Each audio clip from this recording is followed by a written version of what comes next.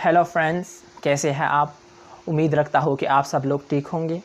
तो आज की इस वीडियो में हम बात करेंगे चौसरियंस के बारे में, ओके, और द फॉलोअर्स ऑफ चौसर के फॉलोअर्स के बारे में हम बात करेंगे। तो चौसर एंड एज ऑफ चौसर, इसके बारे में मैंने डिटेल से वीडियो बनाई है। ओके, 34 मिनट्स, ऑलमोस्ट 35 मिनट्स की वीडियो है।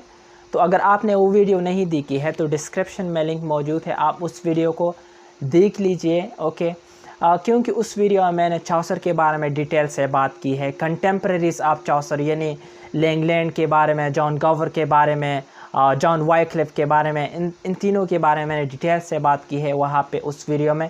और उस एज में जो हुआ था वो भी मैंने डिस्कस किया था, यानी Black Death, peasant revolt, 100 years war, Lollard movement जो इस एज में आया था। ओके, तो ये सारी चीज़ें मैंने डिटेल से डिस्कस की है। तो आज की जो ये वीडियो है इसमें मैं आपको चौसरियंस के बारे में बताऊंगा। तो चौसरियंस को फॉलोअर्स ऑफ चौसर भी कहते हैं। ओके, यानी वो राइटर्स जिन्होंने अपने राइटिंग में चौसर को फॉलो किया था, चौसर की मेथड को फॉलो किया था, तो उनको चौसरियंस कहा जाता है। ओके, यानी चौसर के बाद जो आए थे। ओके, तो उनमें दो किस्म के चौसरियंस हैं हमारे साथ। एक को कहा जाता है इंग्लिश चौसरियंस और दूसरे को स्कॉटिश चौसरियंस कहा जाता है। तो इंग्लिश चौसरियंस में भी मुख्तलिफ राइटर्स हैं और स्कॉटिश चौसरियंस में भी मुख्तलिफ राइटर्स हैं। तो सबसे पहले बात करते हैं इंग्लिश चौसरियंस के बारे में, लेकिन इससे पहले चौसर के बारे में आपको चंद फैक्ट्स बताता हूँ। और ये फैक्ट जो मैं आपको बताऊँगा ये ज़्यादातर एग्जाम्स में आते हैं, इसी वजह से मैं आपको ये बताना चाहता हूँ। तो Chaucer is considered as the father of English language. Chaucer is considered as the father of English poetry. Chaucer is considered as the father of English literature, and Chaucer is considered as the morning star of Renaissance. Okay, and Chaucer is considered as the grandfather of novel, English novel. Okay, so ये चंद facts हैं, ये आप अपने साथ लिखिए ताकि ये आपको याद रहें। ओके, क्योंकि एग्जाम्स में ये फैक्ट्स आते हैं। अब बात करते हैं इंग्लिश चौसरियंस के बारे में। तो इंग्लिश चौसरियंस में सबसे पहले हमारे साथ थॉमस ऑक्लेव और हॉकलेव। ओके, या उसको हॉकलेव भी कहा जाता है, ऑक्लेव भी कहा जाता है। ओके, ये स्पेल आप देख सकते हैं। तो he was born around 1370 and he was died on 1450. Okay, and he represented himself as the stupid scholar of excellent master. He considered himself as stupid. Okay, and excellent master वो किसको कहते हैं? चौसर को। तो ये बात आप थॉमस ऑक्लेव के बारे में याद रखें कि he considered himself as a stupid scholar of an excellent master. Okay, so he was a satirist and he was a moralist as well. Okay, और इसके बारे में ये है कि उन्होंने ऑटोबायोग्राफी भी अपनी वर्क में डाली। He was one of the first writers who do that. Okay, जिन्होंने अपनी वर्क में ऑटोबायोग्राफिकल एलिमेंट्स शामिल किए। And S ward considered himself as one of the earliest autobiographer. Okay, और one of the earliest biographer. Okay, सो उनकी जो biographical work है उसका नाम है ला mail Riji D T ऑक्लेव। Okay, ला मेल रिजी डी टी ऑक्लेव, ये उनकी एक ऑटोबायोग्राफिकल वर्क है। इसके साथ साथ उन्होंने वर्ड्स ट्रांसलेशन भी किए हैं, और उस वर्ड्स ट्रांसलेशन का जो वर्क है वो है रेजिमेंट ऑफ प्रिंसेस। और रेजिमेंट ऑफ प्रिंसेस ये उन्होंने किसके लिए लिखा था? It was written for the guidance of Henry. Okay, Prince Henry, जो कि बाद में हेनरी द फिफ्थ बना था। ओके, उनके लिए एक गाइडेंस बुक ये उन्होंने थॉमस ऑक्लेव ने लिखा था। तो ये था फर्स्ट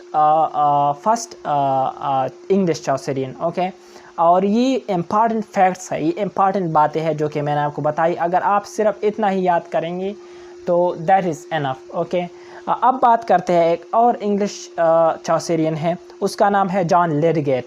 ओके, और John Lydgate was one of the dullest of English Chaucerian in his principal works. उन्होंने बहुत ज़्यादा वर्क्स लिखे हैं इंग्लिश लिटरेचर में, और उनमें से है कि द ट्राई बुक, ये उन्होंने लिखा था। स्टोरी ऑफ थीब्स उन्होंने लिखा था। इसके साथ साथ फॉल ऑफ प्रिंसेस उन्होंने लिखा था। Pilgrimage of the life of man, okay, pilgrimage of the life of man, it is somehow related to pilgrim's progress, okay, pilgrim progress से ये स्टोरी मिलती जुलती है।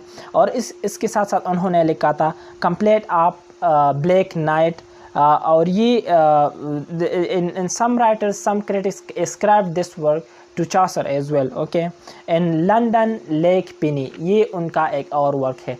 तो इनकी वर्क्स आप याद रखें जॉन लेडगेट की, और ही वाज बॉर्न इन 1370, इन 1449 को उनकी डेथ हो गई थी।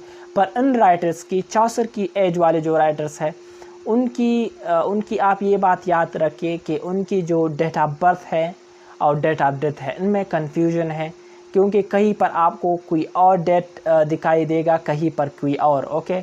एक राइटर एक मेंशन करता है, दूसरा राइटर दूसरा मेंशन करता है, तो ये कन्फर्म एक ऑथेंटिक चीज़ नहीं है, एक चीज़ मौजूद नहीं है जिसके बारे में हम कह सके कि he was born on this date and he was died on that, okay. So एक चीज़ मौजूद नहीं है उनके बारे में। अब एक और इंग्लिश चौसरियन है हमारे साथ जिसका नाम है स्टीफन हेव्स, ओके। और स्टीफन हेव्स के बारे में आप याद रखिए कि he considered Lydgate as my master, okay. वो लेडगेट की बहुत ज़्यादा रेस्पेक्ट करते थे और वो कंसिडर करते थे लेडगेट को कि he is my master, okay. और उनकी जो वर्क है उसका नाम है pastime pleasure, okay. Pastime pleasure is one of the works written by Stephen Hawes, okay. और स्टीफन हेव्स पैदा हुए थे 1475 को और 1525 को उनकी डेथ हो गई थी, ओके। तो उन्होंने राइम रोयल का इस्तेमाल किया था। राइम रोयल के बारे में हम बाद में बात करेंगे जब हम स्कॉटिश चौसरियन में से जेम्स द फर्स्ट को रीड करेंगे। तो he used rhyme royal in also decasyllabic couplet in his work, okay. अब डीकासिलेबिक कपलेट को हीरोइक कपलेट भी कहा जाता है। चौसर के बारे में ये है कि Chaucer is considered is the one who introduced heroic couplet in English literature, okay, and he is considered as the father of heroic couplet as well, okay। चौसर वो पहला राइटर था जिन्होंने अपनी वर्क्स में हेरोइक कपलेट का इस्तेमाल किया था, और इस हेरोइक कपलेट को डीकासिलेबिक कपलेट भी कहा जाता है। तो स्टीफन हेव्स ने अपनी वर्क्स में राइम रोयल का इस्तेमाल किया और हेरोइक कपलेट का इस्तेमाल किया था, ओके। तो ये चंद चीज़ें आप याद रखें स्टीफन हेव्स के बारे में। उनका वर्क है पास्ट टाइम प्लेजर। अगर आपको ये ही याद है तो दैट इज़ एनफ, ओके। उनकी वर्क्स आपको अगर याद है उसका नाम। फिर इसके साथ साथ हमारे साथ है एक और चौसरियन जिसका नाम है Alexander Barclay, okay. Alexander Barclay is considered is the one who introduced a new genre in English literature, and that genre is called eclogue, okay. Eclogue एक किस्म की कन्वर्सेशन होती है, कन्वर्सेशनल, यानी ये ज़्यादातर शिपर्स यूज़ करते थे, यानी एक शख्स कोई पोइट्री गाती थी फिर उसके जवाब में कोई और गाता था, okay. And this was a kind of conversation as well, okay.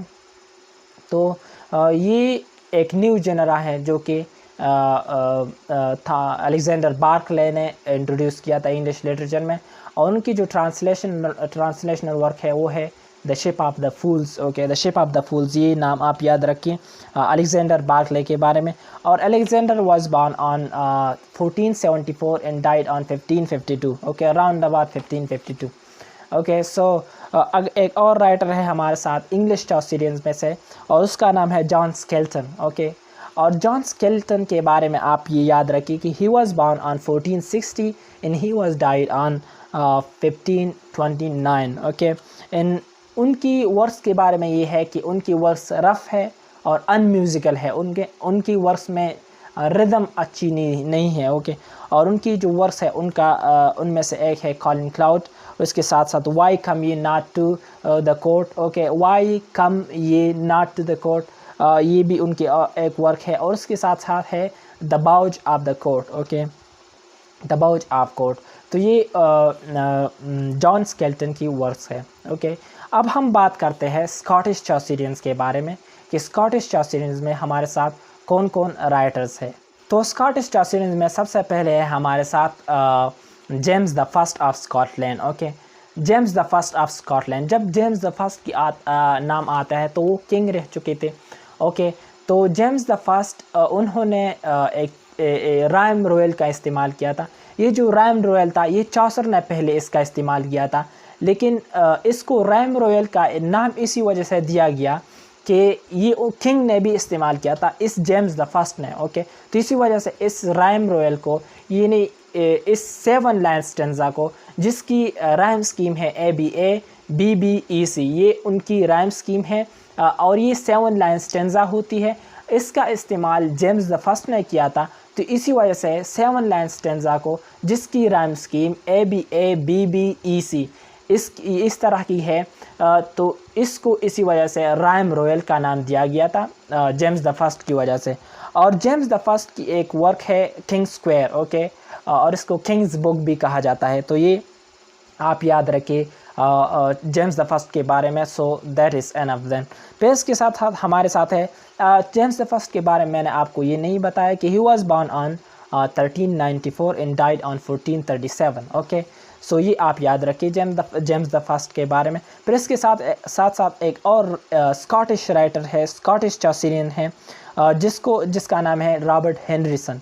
Okay, and Robert Henryson was born on 1425 and died on 1500। Okay, so ये आप याद रखिए। उनकी जो वर्क है वो है टेस्टामेंट ऑफ क्रेसीड। ओके, और Testament of Cresseid is the conclusion of Chaucer, Troilus and Criseyde. Testament of Cresseid ये किसकी वर्क है? रॉबर्ट हेनरिसन की।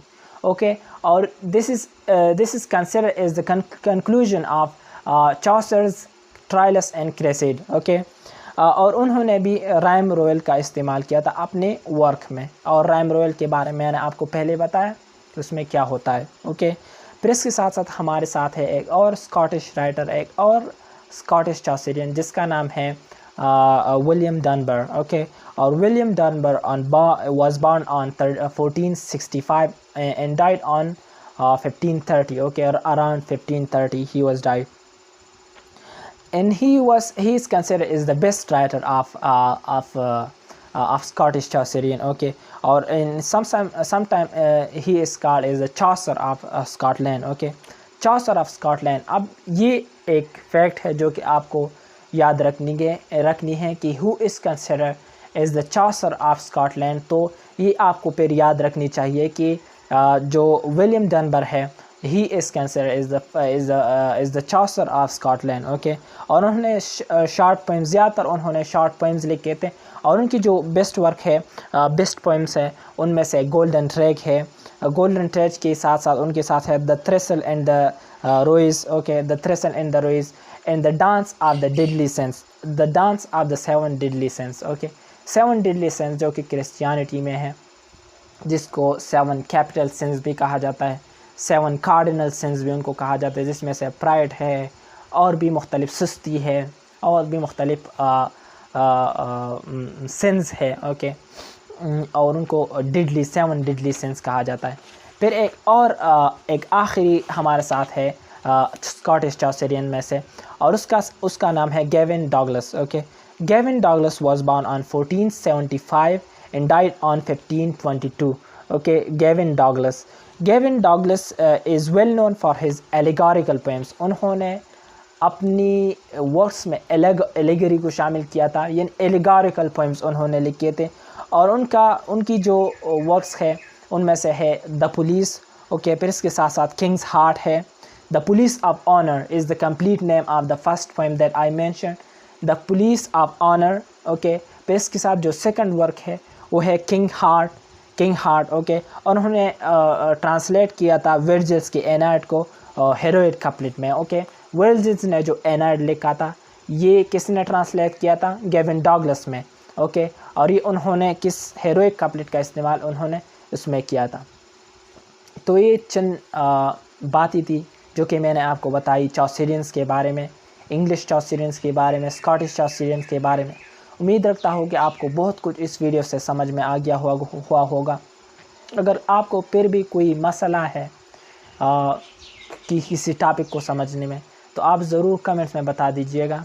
मैं ज़रूर आपको रिप्लाई करूँगा। ओके, कुछ ना कुछ आंसर आपको ज़रूर दूँगा। तो वीडियो देखने का बहुत शुक्रिया। Thank you so much.